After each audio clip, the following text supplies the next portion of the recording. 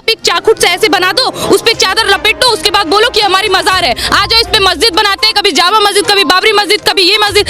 ऐसा थोड़ी होता है सर। मतलब कि आप चौड़ा सा सीमेंट डाल दें और बोलेंगे आप ये हमारा मजार है, अब यहाँ मस्जिद बनाएंगे, और रेलवे लाइन के बीच में आप मजार डाल दें और आप वहाँ मस्जिद बना लेंगे। ऐसा नहीं होता है। जो जहाँ मिलना था साक्ष्य मिल गया, अब आप घंटा नहीं कुछ उखाड़ सकते हैं। जो वहाँ पे असलियत निकलना था निकल चुका है। लेकिन बात ये आती है कि जिस तरह से शिवलिंग मिला है, शिवलिंग को लेकर ओवैसी साहब के जो बयान अभी फिलहाल आ रहे हैं कि बाबरी मस्जिद खोया, अब ज्ञान वापी नहीं खोएंगे। अच्छा, मतलब मैंने आपको उस दिन भी बोला था ना, बाबरी मस्जिद खोया, हमने अपनी बाबरी मस्जिद खोया। आप बाबर की पैदाइश है सर, आप बाबर को अपना कह रहे हो, आप बाबरी मस्जिद को अपना कह रहे हो। शर्म नहीं आ रही है आपको? कौन था बाबर?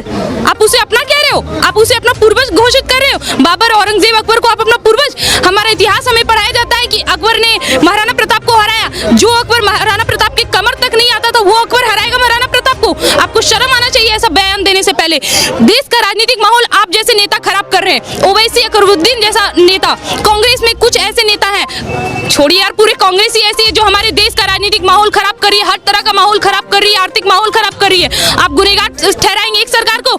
आपकी इस बात को कभी स्पष्ट रूप से नहीं लिया जाएगा। लेकिन एक बात ये आती है कि जिस तरह से कोर्ट में दोनों जगह मुकदमे हैं, ज्ञान वापी की अगर बात करें, लोअर कोर्ट में भी है, सुप्रीम कोर्ट में भी बहस चल रही है कि इसको रोका जाए।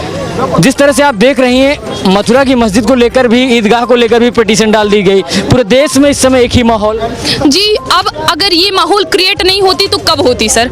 हम लोग तो इतना समय से इंतजार कर रहे हैं, कभी हमारे मंदिर भी तोड़े जा रहे हैं सर। अब दूर क्यों जा रहे हैं? अभी बीजेपी भी है ना सर, उस टाइम की भी बहुत सारी छोटे छोटे जगहों में ना ऐसा किया गया है ना कि मंदिर को तोड़ दिया गया, हमारी मूर्तियों को तोड़ दिया गया है। फिर चलो यार, सारे हिंदुओं को उससे मतलब थोड़ी ना होती। आज हम और आप इस मुद्दे पे बात कर रहे हैं, कौन इंटरेस्ट लेता है? सबको अपने कमाने और खाने में दिलचस्पी है, किसी को मतलब नहीं है हमारा धर्म जा रहा है, हमारा देश जा रहा है, हमारा संस्कृति जा रहा है, क्या जा रहा है, किसी को इस बात से कोई मतलब नहीं है। उनको जो चाहिए उनको बस मिलना चाहिए। भाई मोदी का सपोर्ट क्यों करे, बीजेपी का सपोर्ट क्यों करे? हमको खाने देती है भाई, क्या दे रही है ना ये सरकार हमें। आपको इसका अंदाजा तब मिलेगा ना जब आपके घर में घुस के आपकी बहन बेटियों के साथ बलात्कार किया जाएगा। वही कश्मीर का माहौल दोबारा दोहराया जाएगा। आज द कश्मीर फाइल्स बनी है, कल द बंगाल फाइल्स बनेगी, बिहार फाइल्स बनेगी, सारे फाइल्स बनेंगे। तब आप क्या करोगे? किसके पास हाथ पसारोगे?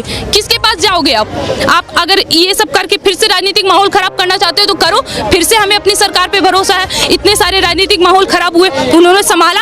एक मुद्दा है आज, मस्जिद मंदिर, मस्जिद मंदिर, मस्जिद मंदिर। सर आज ये मुद्दा आना बहुत जरूरी था। एक मंदिर को हम स्टार्टिंग टाइम से टारगेट कर रहे थे, राम मंदिर, वो बना ना, असलियत सबके सामने आई ना। बाबरी मस्जिद क्या था? आपने बाबरी मस्जिद नहीं खोई, हमने इतने दिन तक राम को झोपड़ी में रखा है।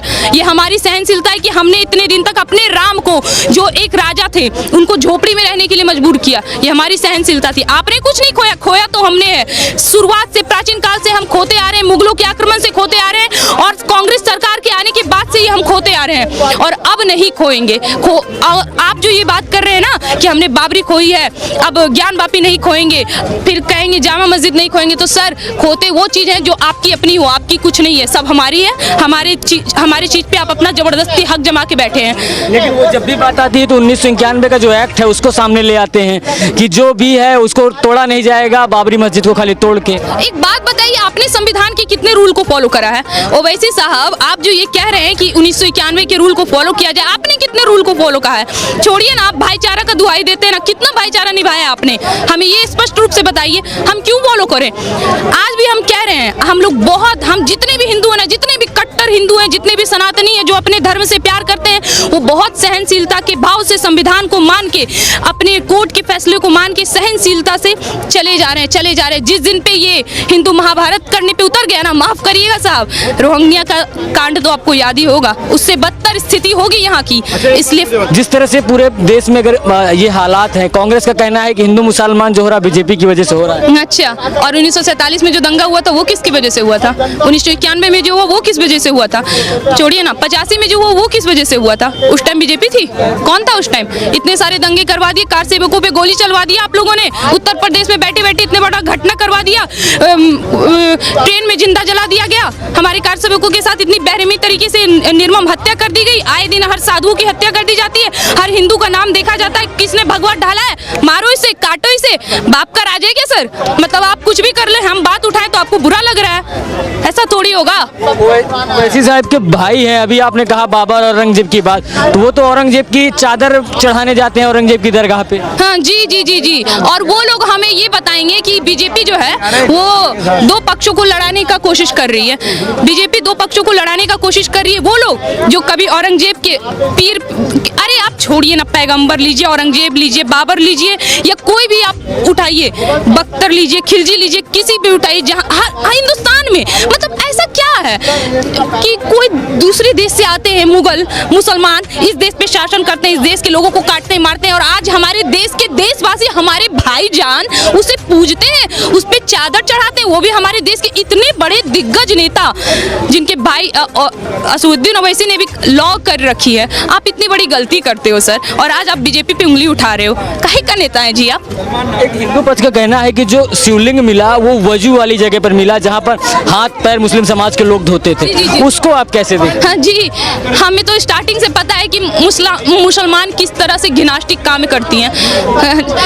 हम गाय को रोटी खिलाते हैं, वो गाय के साथ रोटी खाते हैं। सर हम में जमीन और आसमान का अंतर है, इस तरह से थोड़ी ना होगा। जहाँ हमारा सर ये बात तो तय है, उन्हें तो पता है कि अंदर है, शिवलिंग तो है, हमारा अस्तित्व तो अंदर छुपा हुआ है, इस वजह से वो ऐसी नीच हरकत करते थे। ठीक उसी तरह जिस तरह पृथ्वीराज के अस्थि पर वो लोग जूता मारने के बाद अंदर जाते थे, ठीक वही स्थिति आज यहाँ करते थे। आज तो यहाँ हमारी सरकार ने सच्चाई सामने ले आया है। अभी ना जाने ऐसे कितने मस्जिद हैं जिसको खोलना बाकी है, और अभी एक एक करके सारे मस्जिद खोले जाएंगे और सबका अस्तित्व सामने आएगा, सबकी सच्चाई सामने आएगी बहुत जल्द। बहुत जल्द। एक सवाल और ले लेता हूँ। एक बात ये बताइए, जिस तरह से अगर मैं बात करूँ बाबरी मस्जिद की बात करें या ज्ञान वापी की बात करें, ज्ञान वापी में जो शिवलिंग निकला, नंदी को अगर हम समझे तो क्या नंदी को शिव मिल गए? जी बिल्कुल बिल्कुल, नंदी की इंतजार खत्म हुई, नंदी को शिव मिल गए।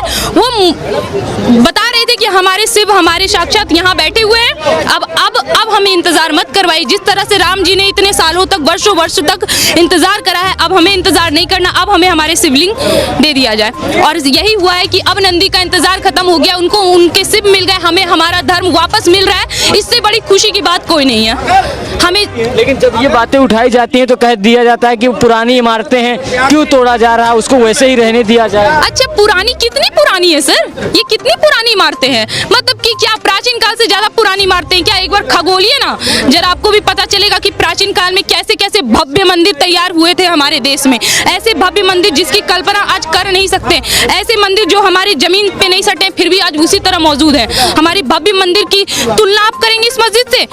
ये आप तुलना करेंगे कि ये पुराने थे, ये मस्जिद पुराने थे, तो हमारा मंदिर का तो ना कोई आदि है ना कोई अंत है। आप ये भी नहीं पता कर सकते कि कब बनी है। आपको आज इस देश में अगर रहने भी दिया जा रहा है ना, बहुत बड़ी बात है। और उससे भी बड़ी बात ये है ना कि देखो आप बेशर्मी के साथ इतने सब कुछ खुल के कह सकते हो, जितने खुल के आप कह ले रहे हो ना उतने कोई नहीं कह सकता। हिंदू अगर कह देना आश्रम बनती है हम लोगों पे मूवी, शादी तो ये तो वो बना के दिखा इन पे मदरसा, फिर देखो कैसे काट काट करके आपको मिलेंगे। मदरसा क्यों नहीं बनाई जाती है? यहाँ पे तो हर तरह से आप घेरना चाहोगे ना सर, तो हमारे देश में अभी जो जो चीज हो रहा है ना सब घिर सकता है। घिरा ना अभी बॉलीवुड, सारे कामों का जड़ तो वही है बॉलीवुड। ओवैसी चाहे वो डॉन, अंडरवर्ल्ड डॉन, सबका तो वही हाथ है सर, वहीं आके सब रुकते हैं, वहीं आके अपना डंक फैलाते हैं। कहते हैं कि शिवलिंग नहीं फव्वारा है, कैसे देखती? सर उनका कहने का काम ही है। अभी तो ये क्या नाम है, मुक्ति भी कह रही थी, ओवैसी भी कह रहे थे, उनका भाई भी कह रहा था, सबका काम है कहो फव्वारा है। आपने बोला हमने मान लिया, चलो कोर्ट का फैसला नकारो, और क्या कह सकते हैं? नकारो, दंगा करना है करो, तुम्हारा तो यही काम है भाई।